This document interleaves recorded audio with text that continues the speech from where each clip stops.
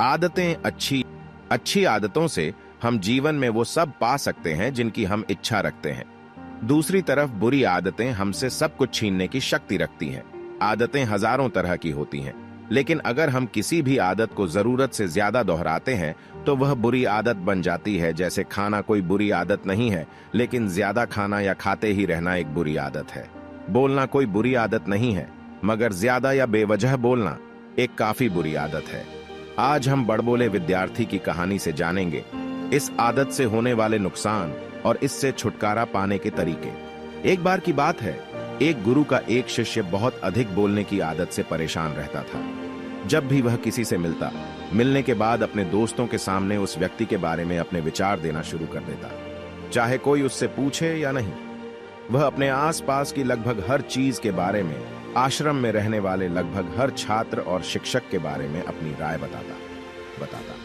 उसकी अपनी सकारात्मक या नकारात्मक राय थी, जिसे वह बिना सोचे समझे लोगों के सामने रख देता।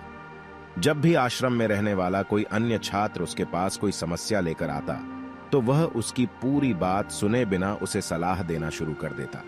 वह अक्सर अपने दोस्तों से कहता रहता था कि तुम इस काम को ऐसे करो, वह काम ऐसे ही करना चाहिए। उसे अपने आसपास की चीजों के बारे में जो भी आधा अधूरा ज्ञान था, वह बीच बीच में गपशप के दौरान बात करके उस ज्ञान का ढोंग करता था। उसकी इन्हीं हरकतों के कारण आश्रम के किसी भी छात्र या शिक्षक कभी उसे गंभीरता से नहीं लेते। अक्सर उसके साथ पढ़ने वाले छात्र उससे दूर रहने की कोशिश करते थे, क्योंकि वह उन्हें हर बात पर सलाह देता था। कोई नहीं चाहता था कि वह उनका दोस्त बने। हर कोई उससे दूर रहना पसंद करता था, और अक्सर आश्रम में रहने वाले अन्य छात्र उसकी पीठ पीछे उसकी इन आदतों के लिए उसका मजाक उड़ाते थे। वह लड़का खुद भी जानता था कि उसके बहुत बोलने की आदत के कारण उसे कोई पसंद नहीं करता।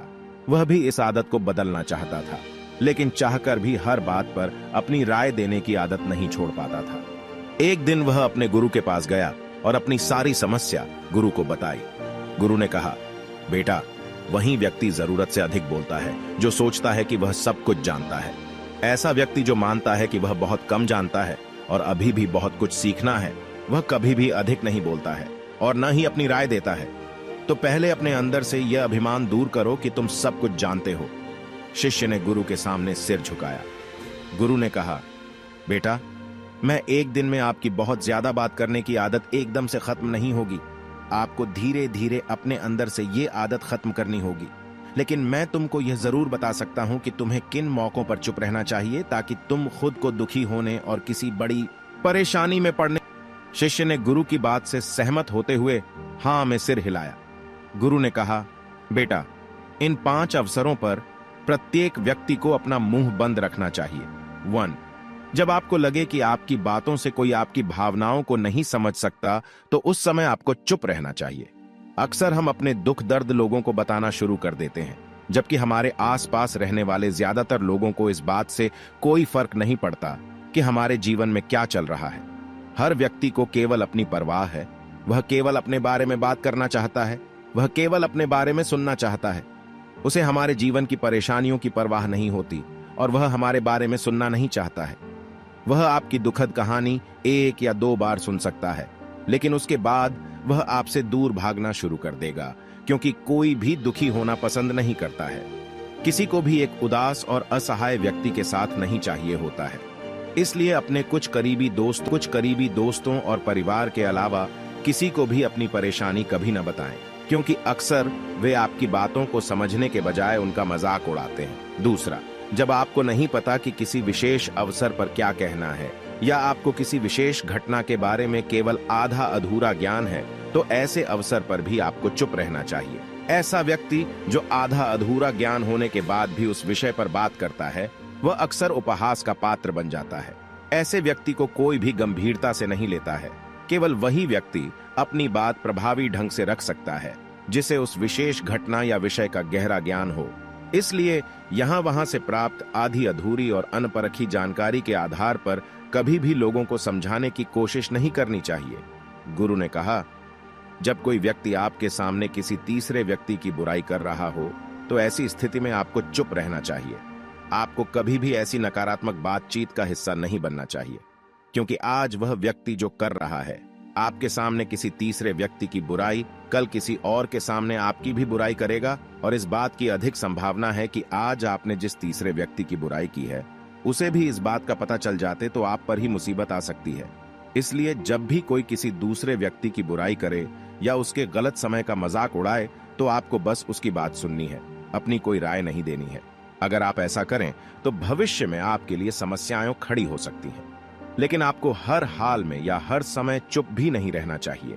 अगर कोई गलत कर रहा है तो उसका जवाब आपको देना चाहिए, क्योंकि कुछ लोग ऐसे भी होते हैं जो हमारी खामोशी को हमारी कमजोरी समझते हैं। गुस्से में चुप रहने का यह तरीका केवल परिवार, करीबी रिश्तेदारों और कुछ करीबी दोस्तों के लिए ही सही है, हर इंसान के लिए नहीं।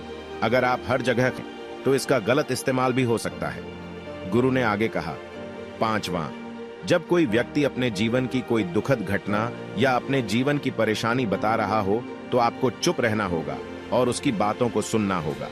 ज्यादातर लोग ऐसे हैं कि उनके सामने किसी ने उनकी समस्या सुनाई नहीं कि उन्होंने समाधान देना शुरू कर दिया। हालांकि जब कोई व्यक्ति अपनी समस्या हमारे साथ साझा कर रहा है तो वह हमसे किसी सुझाव की उम्मीद नहीं करता है।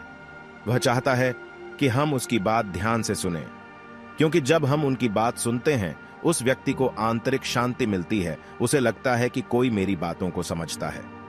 अधिकांश समय जब लोग अपनी समस्याओं को हमसे साझा करते हैं तो वे हमें केवल अपनी बात बताना चाहते हैं। वे हमसे किसी भी प्रकार की सलाह नहीं चाहते, क्योंकि वे पहले से ही सभी तरह की सलाह जानते हैं जो हम उन्हें देने जा रहे हैं। मुसीबत के समय किसी व्यक्ति को सांत्वना देने का सबसे अच्छा तरीका उस व्यक्ति की बात को ध्यान से सुनना है। जब हम लोगों की बातों को ध्यान से सुनते हैं बिना किसी सलाह के, तब उनकी आंखों में हमारे लिए सम्मान और स्नेह का भाव पैदा हो जाता है। उन्हें लगता है कि हम अधिक गंभीर, बुद्धिमान और शांत दिमाग वाले लोग हैं। इसलिए अब जब भी कोई अगली बार आपको अपनी समस्या बताए तो बस उसकी बातों को ध्यान से सुने, और जब तक वह आपसे न मांगे उसे किसी प्रकार की सलाह न दें। गुरु ने कहा, मेरी एक बात हमेशा याद रखना, जब आप कम बोलते हैं तो लोग आपकी ओर अधिक आकर्षित होते हैं कि आप कौन हैं और आप क्या सोचते हैं। शिष्य ने हाँ में सिर हिलाया। शिष्य अब गुरु के शब्दों को समझ गया था कि किन परिस्थितियों में उसे चुप रहना चाहिए।